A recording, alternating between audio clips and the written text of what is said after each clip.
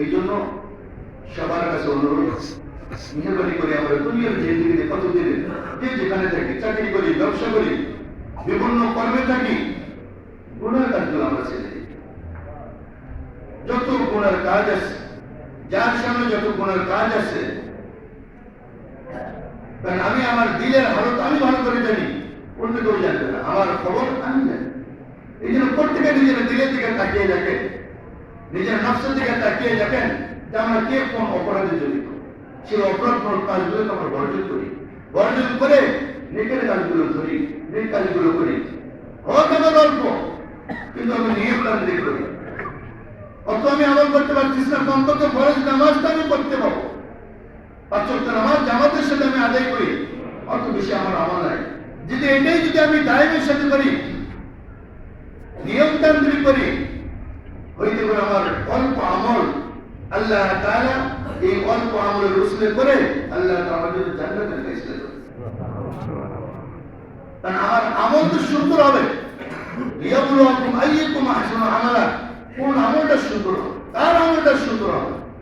হোক আমল অল্প, আমল অল্প, কিন্তু আমলটা সুন্দর হয়েছে, সুন্দর ভালো হয়েছে, খুবই ভালো হয়েছে, আল্লাহ তাআলা খুশি হয়ে যাবে। এই জন্য আমরা আল্লাহ তাআলাকে রাজি খুশি করার জন্য গুনার কাজগুলো ছেড়ে দিয়ে নেকের কাজগুলো, আল্লাহ তাআলাকে রাজি খুশি করার জন্য আমার নেকের কাজগুলো করি। সকলে যেহেতু আমরা যাবো, আমরা যারা উপস্থিত আছি, আমরা অনেকে বাবা হারিয়েছি, বাবা তো আর আসবে, মা হারিয়েছি, কেউ বাবা মোবাইল হারিয়েছি, ভাই হারিয়েছি, বোন হারিয়েছি, কত আত্মীয়-স্বজন হারিয়েছি। এখন আমাদের পা, এই জন্য আমরাও যদি যাবো, আমরাও প্রত্যেকে কবরে যাচ্ছি, প্রত্যেকের কাছে আমার আহ্বান থাকবে, সামনে রমজান মাস এসেছে, রজব মাস চলতেছে, রজব মাস যখন আসেন আল্লাহ রাসূল দোয়া করতেন, আল্লাহুম্মা বারিক লানা ফি রজব শাবান ওয়া বাল্লিগনা রমাদান। রমজানের প্রস্তুতি হিসেবে আল্লাহ রাসূল দোয়া করতেন। এই জন্য রজব মাস শুরু হয়েছে, এর পরের মাস হবে শাবান মাস, এর পরে হবে রমজান মাস, একটা রমজান ঈদুল ফিতর হয়ে গেছে।